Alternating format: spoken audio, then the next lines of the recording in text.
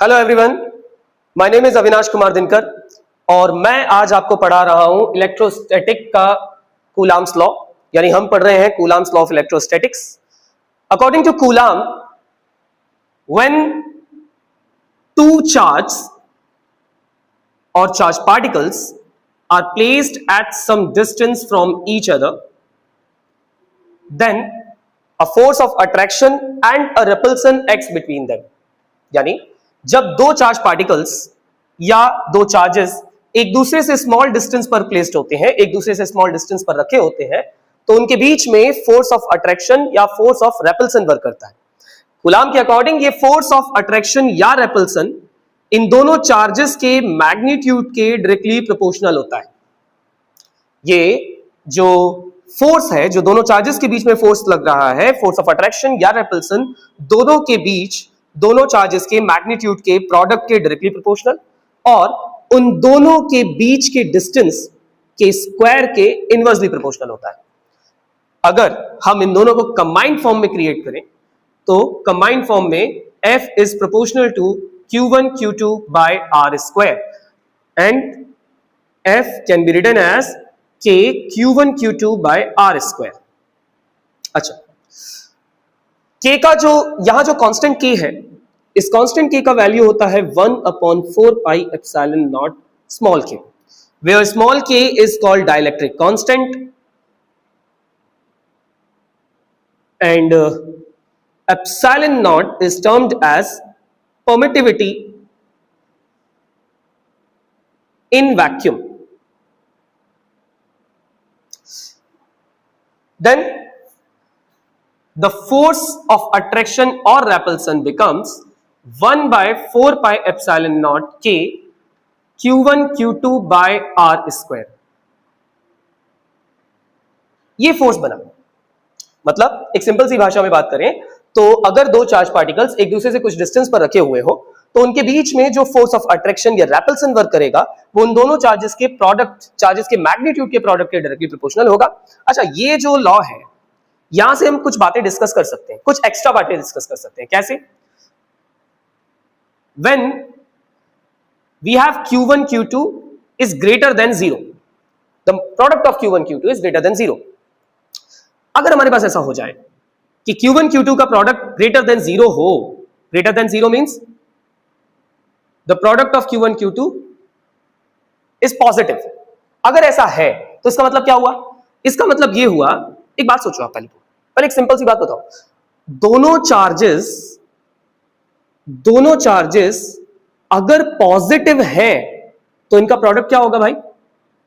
अगर दोनों charges positive है तो इनका जो प्रोडक्ट होगा वो भी पॉजिटिव होगा, और अगर दोनों चार्जेस नेगेटिव हैं तो भी इनका जो प्रोडक्ट है वो पॉजिटिव होगा, क्योंकि दो पॉजिटिव वैल्यूज का प्रोडक्ट भी पॉजिटिव होता है और दो नेगेटिव वैल्यूज का प्रोडक्ट भी पॉजिटिव होता है। मतलब अगर Q1 इंटू Q2 की वैल्यू ग्रेटर देन 0 यानी पॉजिटिव है तो उनके बीच में देन जो फोर्स ऑफ अट्रैक्शन होगा वो कैसा होगा? फोर्स होगा वो किसका होगा? कैसा होगा भाई? रिपल्सिव होगा। जो फोर्स होगा वो कैसा होगा? रिपल्सिव होगा। सिंपल सी बात है, मतलब लॉ सिंपल सा है पर उससे हम और ज्यादा डिटेल डिस्कस कर सकते हैं। और सिंपल सी बात है कि Q1 Q2 is smaller than 0 हो, यानी अगर ये नेगेटिव हो जाए, अगर दो चार्जेस का प्रोडक्ट नेगेटिव हो जाए तो क्या होगा? और ऐसा कब हो सकता है? ऐसा कब हो सकता है? जब उन दोनों वैल्यूज में से एक वैल्यू पॉजिटिव हो और दूसरी नेगेटिव हो। अगर एक पॉजिटिव और नेगेटिव है, यानी जो नेचर है वो अपोजिट है, तो उन दोनों का जो प्रोडक्ट होगा मेरे भाई वो कैसा होगा? कैसा होगा? वो भी तो नेगेटिव होगा। कैसा होगा? नेगेटिव होगा। यानी हमें पता है लाइक चार्जेस एक दूसरे को रेपल करते हैं, इसीलिए लाइक चार्जेस का प्रोडक्ट पॉजिटिव होता है, और लाइक चार्जेस अगर एक दूसरे को रेपल कर रहे हैं, इसका मतलब अगर दो चार्जेस का प्रोडक्ट जो है ग्रेटर देन 0 यानी पॉजिटिव है तो उनके बीच में रिपल्सिव फोर्स वर्क करेगा। और अनलाइक चार्जेस एक दूसरे को अट्रैक्ट करते हैं, अपोजिट चार्जेस, अनलाइक चार्जेस एक दूसरे को अट्रैक्ट करते हैं। इसीलिए अगर Q1 Q2 का प्रोडक्ट स्मॉलर देन 0 है, मतलब इनके बीच में जो फोर्स वर्क करेगा वो कैसा होगा? Force will be attractive. कैसा फोर्स होगा साहब? Attractive force. देखिए, सो अगर दो चार्जेस का प्रोडक्ट ग्रेटर देन जीरो यानी पॉजिटिव है तो फोर्स रिपल्सिव होगा, और अगर उनका प्रोडक्ट स्मॉलर देन जीरो यानी नेगेटिव है तो फोर्स अट्रैक्टिव होगा। अब कूलाम्स की सेकंड स्टेटमेंट में जिसमें उन्होंने कहा the force is inversely proportional to square of distance between them, इसको और ज्यादा डिटेल डिस्कस कर सकते हैं। क्या डिस्कस कर सकते हैं इससे? हम इसे डिस्कस कर सकते हैं that F is inversely proportional to R square. ये तो मालूम है हमें, अगर डिस्टेंस को ट्वाइस कर दें, अगर हम डिस्टेंस को डबल कर दें तो फोर्स क्या हो जाएगा भाई? स्क्वायर ऑफ 2r यानी 1/4। तो जो फोर्स हो जाएगा वो कितना हो जाएगा? 1/4 हो जाएगा। मतलब मैं आपसे अगर ये बोलूं कि अगर डिस्टेंसेस में रेशियो हो 1, रेशियो 2, रेशियो 3, रेशियो 4, इस तरह से रेशियो हो, देन फोर्स का रेशियो क्या हो जाएगा? तो फोर्स का रेशियो क्या हो जाएगा? If charges are same, charges same है तो फोर्सेस का रेशियो होगा 1 रेशियो स्क्वायर ऑफ 2 यानी 1/4, स्क्वायर ऑफ 3, देखो स्क्वायर तो करना ही है, साथ में रेसिप्रोकल लेना है, सो 1/9, 1/16 एंड सो ऑन। क्या नोटिस कर रहे हो आप यहां पे ये चीज नोटिस करो कि जैसे जैसे डिस्टेंस इंक्रीज होता जा रहा है वैसे वैसे फोर्स रैपिडली डिक्रीज हो रहा है ना? Then force will be rapidly decrease. और देखिए कुछ बातें और है जो हम यहां डिस्कस कर सकते हैं।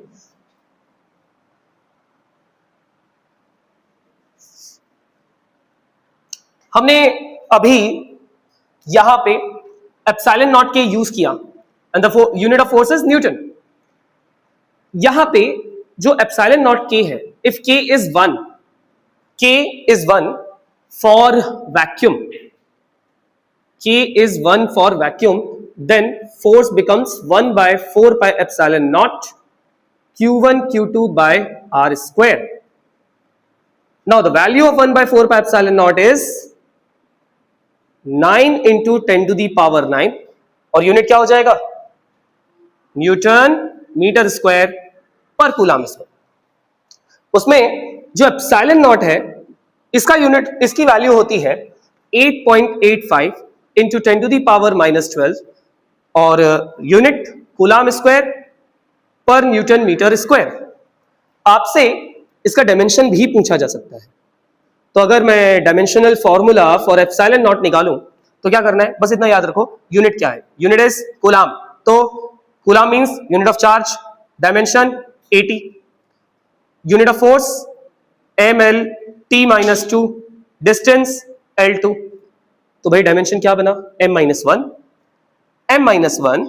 l-3 -2 ऊपर गया पॉजिटिव हो जाएगा, t to the power 4 a2, ठीक है ना?